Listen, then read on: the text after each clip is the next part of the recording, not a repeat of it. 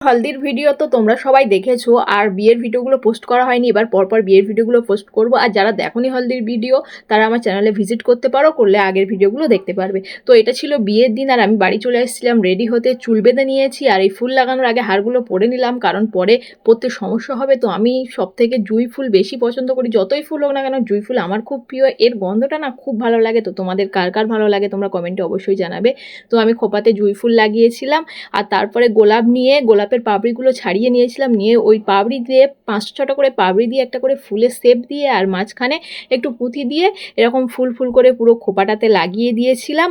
আর আমি শাড়িটা জুয়েলারিটা এইভাবে পরে নিচ্ছি। আর দেখো এই জুয়েলারির সঙ্গে না আমার মনে হয়েছে ঝুমকো পরলে বেশি ভালো লাগবে, তাই আমি ঝুমকোটা পরেছি। আর যে ব্লাউজটা পরে আছি, ব্লাউজের উপর যে কাজ করা আছে হ্যান্ডমেড কাজ করাগুলো, ওগুলো আমি নিজে হাতেই বানিয়েছি। তো একটা ভিডিওতে তোমাদেরকে দেখাবো আমি এটা কিভাবে করলাম। তো তার জন্য আমার সাবস্ক্রাইব করে দেবে, ভালো লাগলে একটা লাইক করে দেবে, চ্যানেলে নতুন হলে চ্যানেলটা সাবস্ক্রাইব করে দেবে। আর এই রেডি হওয়ার পরে না আমি ভুলেই গেছিলাম ফাইনাল শ্যুটটা করতে। তো বিয়ে বাড়ি থেকে ঘুরে আসার পরে ওখান থেকে এসে আমি এই শ্যুটটা করেছিলাম।